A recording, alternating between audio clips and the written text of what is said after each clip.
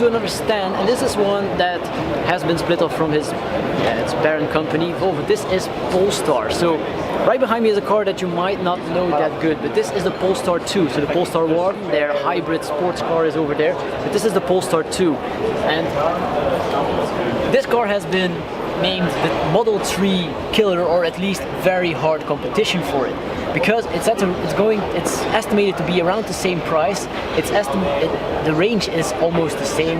The performance and such would be better, they say, but we don't have the exact figures as of yet. But a fun thing for all us IT guys out there, Android versus Apple guys, if I'm looking at Aaron for Apple guys. But this car is the first car that we know of, actually, I think it's just the first car actually, that has a full Android-based infotainment system. So this would mean this gives huge opportunities for the car, and in the terms of updates of apps that you can use with your car. You just go to the Play Store, you can use your Google Assistant directly in the car. And if Aaron come a bit closer, this layout of this interior, so we have very nice instrument cluster right there, a nice tablet infotainment system that is really responsive, so it works really nice. It has a nice layout.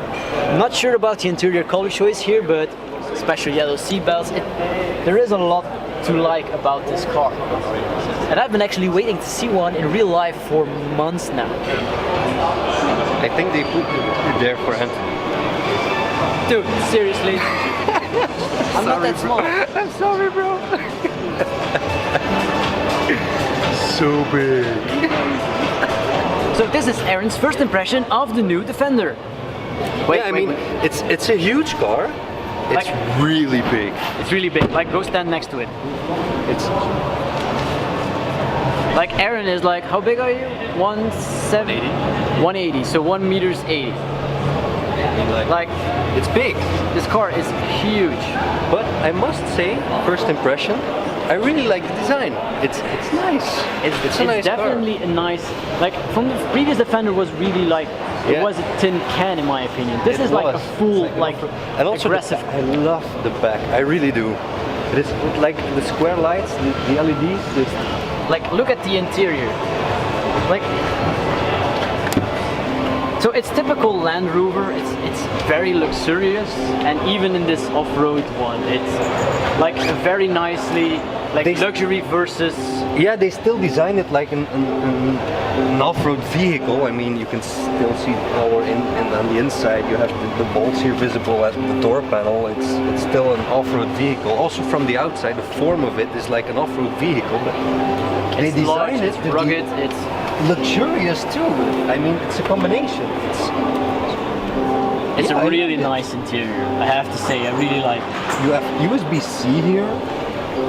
But nobody has USB-C to USB-C cables yet, so... No, but I mean, it's the future, so I suppose they had to do it, I don't know. Oh yeah, he's an Apple guy, so he's USB-C all the things already, so...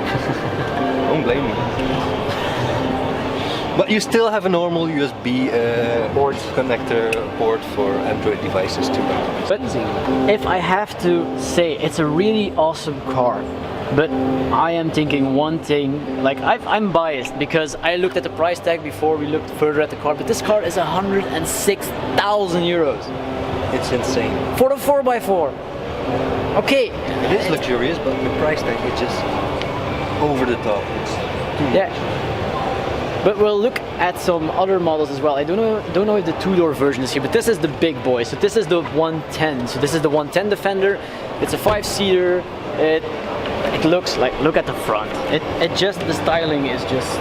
It's amazing, I love it. Just look at, if you see this in your rear view mirror, you're gonna move over. This thing looks like a tank. As we had the 5-door version of the new Defender here, we have a 2-door version in off-road mode. A 3-door version right there. 5 version, yeah. Maybe this one is a little cheaper, I don't know. Well, let's check. Check it out. Let's check Anthony's face when he sees the price. Starts at 55. Okay, that's better. That's better. I mean, it has the same design. I don't know if I would prefer the 5 or the 3-door. I prefer the two. It's small. It's like if you look at the Wrangler, you have the Rubicon, but you have the big 500 version, and then you have the smaller one. The smaller one is always more agile. It is really nice. I love what they did to this car. The styling is it's beautiful. Guys. Look at this. I'm sorry, but what is this and this? What? Like, look up close. Like, maybe on camera you don't see it, but that's just. I can put my hand like in the back of this. Why is there so much space? Why fake exhaust all the time?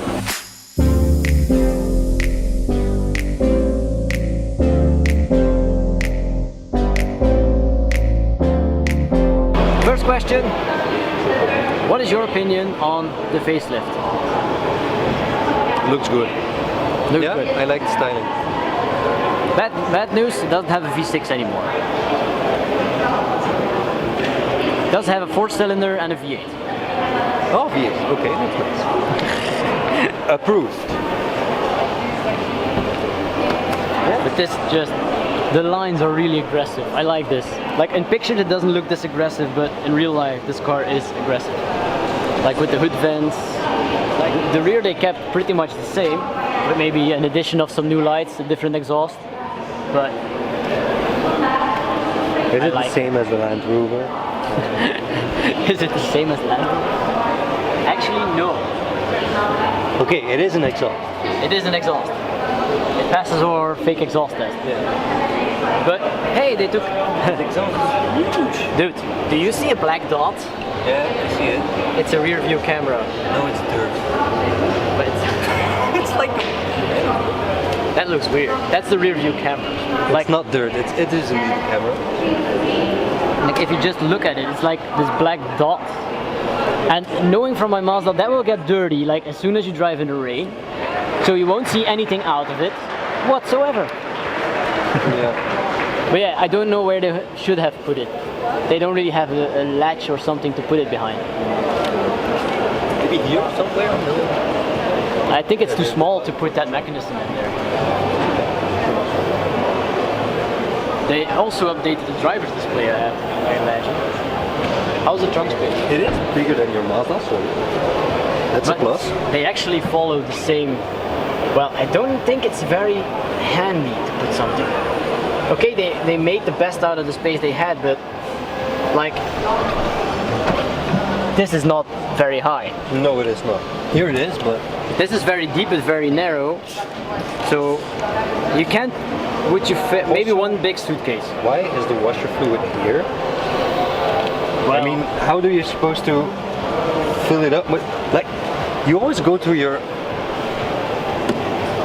in the engine compartment. You always have a full bottle, so you always spill.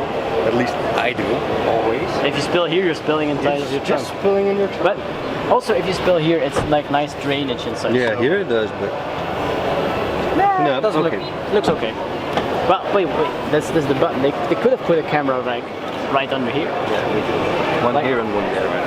Yeah. Why the little dot? Okay. Enough about the dot. Hi. Hallo. Wat? Vanaf de maar. Ja? Maar deze Cooper SE is wel 100% aftrekbaar. Alright. Right now we are at the Mini stand. And if you watch my videos, you know that Aaron has a very soft spot for Mini hatches. I don't know why, because it was like my first car when I was 18 years old, so. But actually it wasn't my car, but it was the first one I really drove all day long. But there is something special here, so maybe it's your turn to give us a tour of the stand. Yeah, it is. Well, we have John Cooper Works here, and then behind that.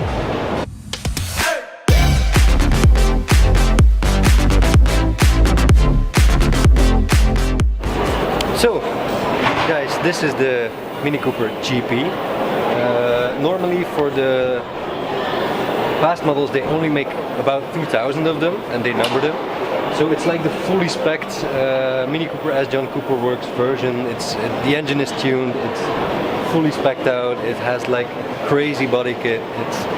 It's like even crazier than the years before because look at it. It's just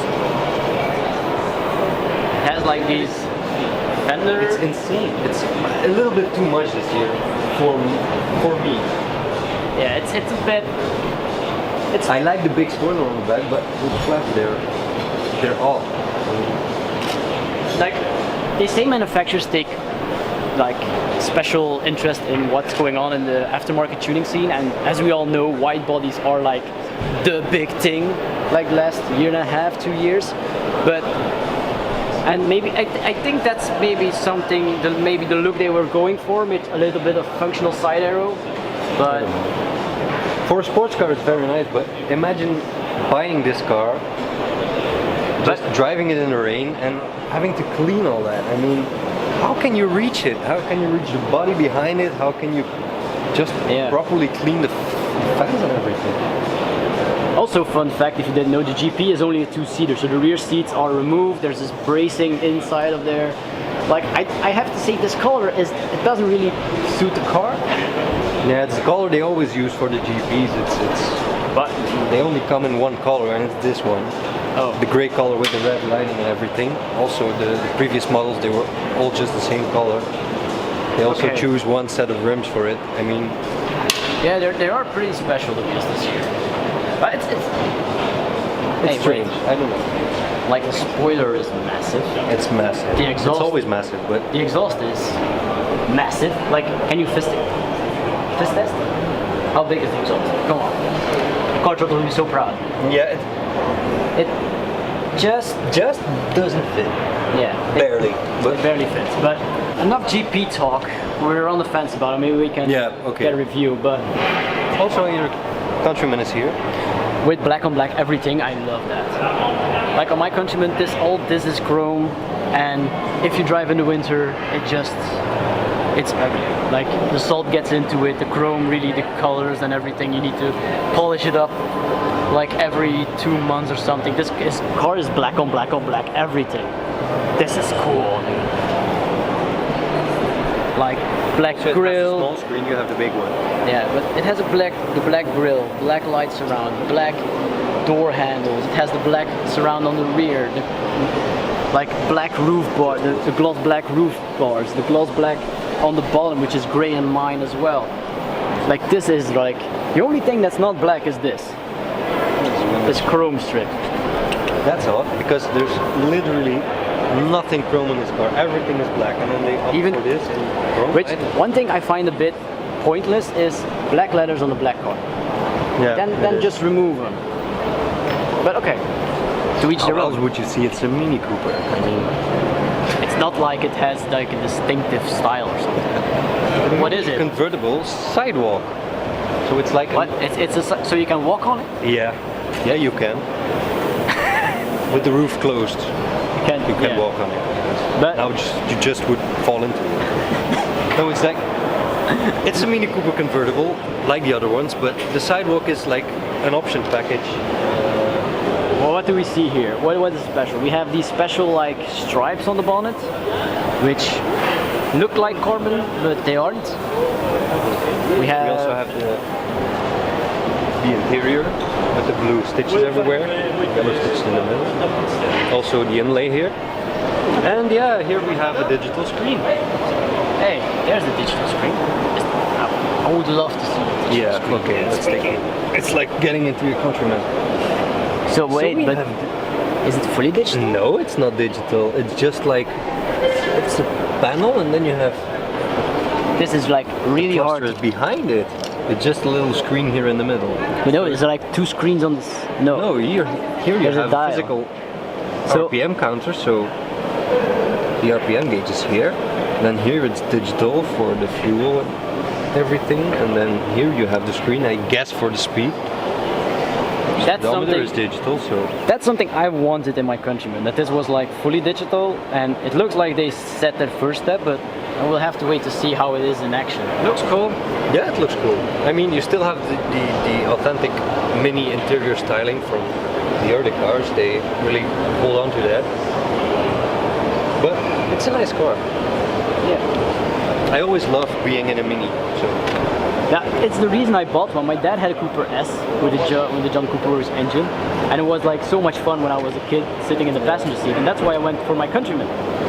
More videos on the Countryman coming soon. I've been saying this for 2 years now, but they're coming in the next few weeks because there is a very big reason for that. But will something be? That will be in another video.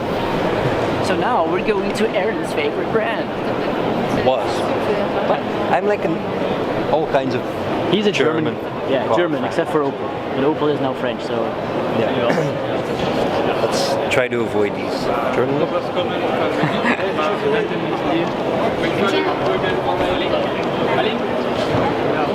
So we still have the 3 Series here, the new model.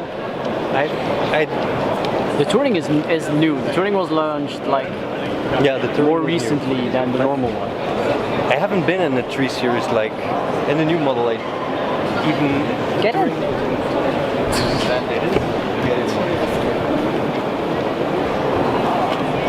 So again, the same dashboard. Yeah. I'm really sorry, but it is. it's all the same dashboard. They use the same styling in every car. It's like a little 5 Series. What do you know about it? Yeah, this is the. It's actually the M. No. Eh? It's an M line, but this is the two. This is a 235 M235i. The Grand Coupe. Okay, you're right. It's an M35. Yeah. I'm gonna shut up now. This is new. But again, as we stated before, as you guys can see, it's just the same styling, same dashboard, same everything. But if you think about it, this car is the new 1 Series, like from like the front half, even maybe from the rear axle forward. Like the It only is actually the new 1 Series because and in the rear it looked like a baby M8. I don't like it. No? Not a fan of the rear. No. This is the competition for like the A-class sedan, or what other cars do we have in that segment? Yeah. That are like of that price point. So A-class, 2 Series. I would go for the A-Class, to be honest. And then Or we just have the normal 2 Series, this Grand Coupe, I don't know. And then we have the Big M8, brother. yeah, the M8 Grand Coupe, also a new one. also the same interior. Yeah. And then Okay, this is better. it's an M8 competition, so I think this one will have a bit more No, I oomph. just mean the styling of the back. It's just There's more depth to it Yeah. than in the 2 Series. But it's like, what do you say, double the price, I think? I guess, yeah. Not sure, but But hey, at least they didn't make Land Rover's mistake, real exhaust. This is the iNext, so this is concept car. It's special, that's But- the least you can say. but those are the screens they need to put in their cars. I'm They sorry. changed the dashboard, finally! So that will be the next. It's like the rear lights are kind of reminiscent in the 8 Series. I don't know what to think about it. It's kind of cool, but And then we kind have of the too X5. far from reality. And the X5. I don't know. But here they do make the mistake. They do? They do. Land Rover all over again. So guys, so that's the last of The Brussel Motor Show. the Brussels Motor Show. We don't know how many parts this video will have, but There will be a lot. There will be a lot. Yeah. So I'm gonna have a fun time editing all of this, like random ideas, Random stuff. But we hope you all enjoyed all the videos. Now, all the VIPs are arriving, so it's really weird because we're the only ones like in regular clothes. All like in costumes and Yeah, it's tuxedo night at the Brussels Motor Show. So we're gonna get out of here. We'll see you guys in the next video. Thanks for watching. Bye.